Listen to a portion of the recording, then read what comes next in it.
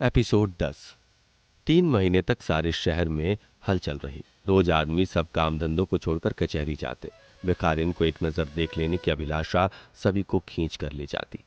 महिलाओं की भी साखी संख्या हो जाती। भिखारिन जो ही लारी से उतरती, जय जय की गगन भेदी ध्वनि और पुष्प वर्षा होने लगती। रेणुका और सुखदा तो कचहरी के उठने तक वहीं रहती। जिला मजिस्ट्रेट ने मुकदमे को जजी में भेज दिया। रोज पेशियां होने लगी, पंच नियुक्त किए गए। उधर सफाई के वकीलों की एक फौज तैयार की गई। मुकदमे को सबूत की जरूरत न थी। अपराधी ने अपराध स्वीकार ही कर लिया था। बस यही निश्चय करना था कि जिस वक्त उसने हत्या की उस वक्त होश में थी या नहीं। शहादतें कहती थीं वह होश में न थी। डॉक्टर कहता था उसे अस्थिरचित होने में कोई चिन्ह नहीं मिलते। डॉक्टर साहब बंगाली थे। जिस दिन वह बयान देकर निकले उन्हें इतनी धिक्कारें मिली कि बेचारे को घर पहुंचना मुश्किल हो गया। ऐसे अवसरों पर जनता की इच्छा के विरुद्ध किसी ने चूं किया और उसे धिक्कार मिली। जनता आत्मनिश्चय के लिए कोई अवसर नहीं देती। उसका शासन किसी तरह की नरमी नहीं करता। रेणुका नगर की रानी बनी हुई थी। मुकदमे की पैरवी का सारा भार उसके ऊपर था। शांति कुमार और अमरकांत उनकी दाहिनी और बाई भुजाएं थे। लोग आगा कर खुद चंदा दे जाते। यहां तक कि लाला समरकांत भी गुप्त रूप से सहायता कर रहे थे। एक दिन अमरकांत ने पठानिन को कचहरी में देखा। सकीना भी चादर ओढ़े उनके साथ थी। अमरकांत ने पूछा, बैठने को कुछ लाऊं माता जी? आज आपसे भी ना रहा गया। पठानिन बोली, मैं तो रोज आती हूं बेटा, तुमने मुझे ना देखा होगा। ये लड़की मानती ही नहीं। अमरकांत को रुमाल की याद आ गई और वह अनुरोध भी आ गया जो बुढ़िया ने उससे किया था। पर इस हलचल में वो कॉलेज तक तो जा न पाता था। उन बातों का कहाँ से ख्याल रखता। बुढ़िया ने पूछा, मुकदमे में क्या होगा बेटा? वो औरत छूटेगी कि सजा हो जाएगी? सकीना उसके और समीप आ गई। अमर ने कहा, कुछ नहीं कहा जा सकता माता। छूटने की कोई उम्मीद नहीं मालूम होती, मगर हम प्रिवी काउंसिल तक जाएंगे। पठानिन बोली, ऐसे मामले में तो जज सजा कर दे तो अंधेर है। अमरकांत ने आवेश में कहा, उसे सजा मिले चाहे रिहाई हो। पर उसने दिखा दिया कि भारत की दरिद्र औरतें भी अपनी आबरू की कैसे रक्षा कर सकती हैं। सकीना ने पूछा, तो अमर से परदादी की तरफ मुंह करके, हम दर्शन कर सकेंगे अम्मा? अमर ने तत्परता से कहा, हाँ, दर्शन करने में क्या है। चलो पठानिन, मैं तुम्हें अपने घर की स्त्रियों के साथ बैठा दूं। तुम वहां उन लोगों से बातें भी कर सकोगी।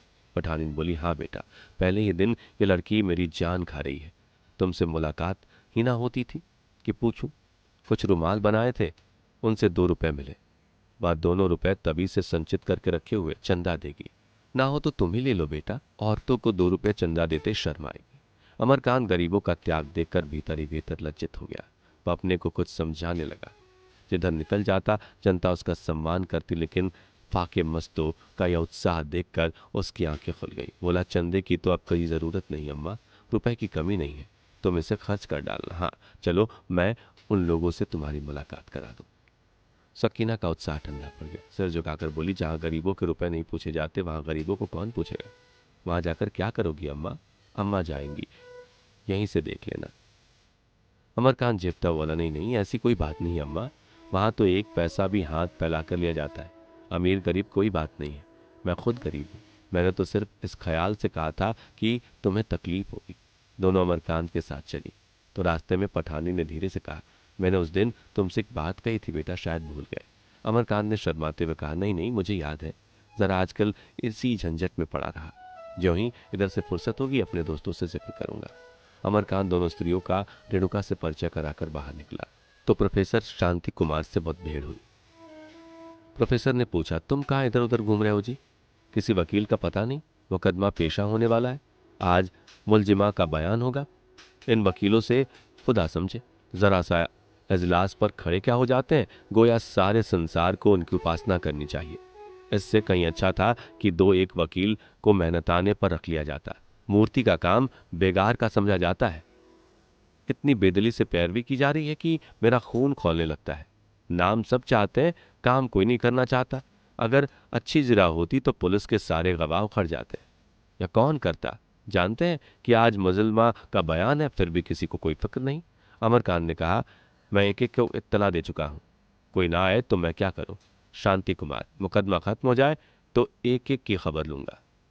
इतने में लारी आती दिखी। अमरकांत वकीलों को इत्तला करने दौड़ा। दर्शक चारों ओर से दौड़कर अदालत के कमरे में आ पहुंचे। भिखारिन लारी से उतरी और कटघरे के सामने आकर खड़ी हो गई। उसके आते ही हजारों की आंखें उसे ओर उठ गई, पर उन आंखों में एक भी ऐसी न थी जिसमें श्रद्धा न भरी हो। उसके पीले मुरझाए हुए मुख पर आत्मगौरव की ऐसी कांति थी जो कुत्सित दृष्टि के उठने से पहले ही निराश और पराभूत करके उसमें श्रद्धा को आरोपित कर देती थी। जज साहब सामने रंग के नाटे चकले वृद्धाकार मनुष्य थे। उनकी लंबी नाक और छोटी छोटी आंखें अनायास से मुस्कुराती हुई मालूम देती। पहले यह महाशय राष्ट्र सेवक थे और उत्साही भी थे और कांग्रेस के किसी प्रांतीय जलसे के सभापति हो चुके थे, पर इधर 3 साल से वह जज हो गए थे। अतएव अब राष्ट्रीय आंदोलन से पृथक रहते थे, पर जानने वाले जानते थे कि अब भी पत्रों में नाम बदलकर अपने राष्ट्रीय विचारों का प्रतिपादन करते रहते।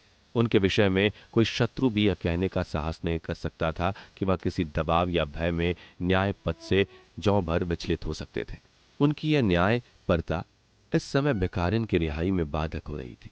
जज साहब ने पूछा, तुम्हारा नाम? भिखारी ने कहा, भिखारिन। तुम्हारे पिता का नाम? पिता का नाम बताकर उन्हें कलंकित नहीं करना चाहती। घर कहाँ है? भिखारी ने दुखी कंठ से कहा, पूछकर क्या कीजिएगा, आपको इससे क्या काम है? तुम्हारे ऊपर यह अभियोग है कि तुमने 3 तारीख को 2 अंग्रेजों को छुरी से ऐसा जख्मी किया कि दोनों उसी दिन मर गए। तुम्हें यह अपराध स्वीकार है? भिखारिन ने निशंक भाव से कहा, आप उसे अपराध कहते हैं? मैं अपराध नहीं समझती। तुम मारना स्वीकार करती हो, गवाहों ने झूठ गवाही थोड़ी ही दी होगी। तुम्हें अपने विषय में कुछ कहना है? भिखारिन ने स्पष्ट स्वर में कहा, मुझे नहीं कहना है। अपने प्राणों को बचाने के लिए मैं कोई सफाई नहीं देना चाहती। मैं तो यह सोचकर प्रसन्न हूं कि जल्द जीवन का अंत हो जाएगा। मैं दीन अबला हूं। मुझे इतना याद है कि कई महीने पहले मेरा सर्वस्व लूट लिया गया है और उसके लुट जाने के बाद मेरा जीना वृथा है। मैं उसी दिन मर चुकी। मैं आपके सामने खड़ी बोल रही हूं। इस देह में आत्मा नहीं है। उसे मैं जिंदा नहीं कहती जो किसी को अपना मुंह ना दिखा सके।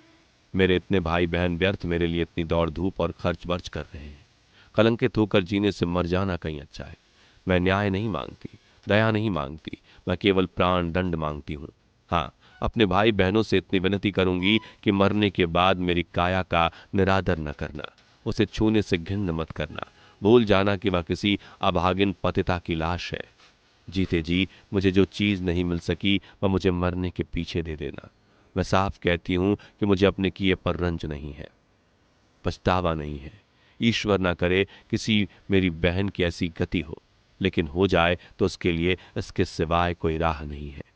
आप सोचते होंगे, अब यह मरने के लिए इतनी उतावली है तो अब तक जीती क्यों रही?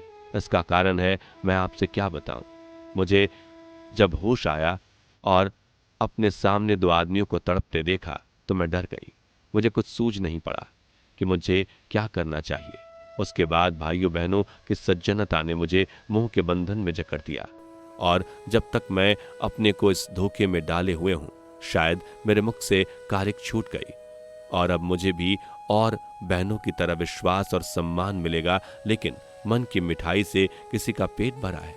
आज अगर सरकार मुझे छोड़ भी दे, मेरे भाई बहनों मेरे गले में फूल माला भी डाल दें, मुझ पर असरफियों की बरखा भी की जाए, तो क्या यहां से मैं अपने घर जाऊंगी? मैं विवाहिता हूं, मेरा एक छोटा सा बच्चा है। क्या मैं उस बच्चे को अपना कह सकती हूं?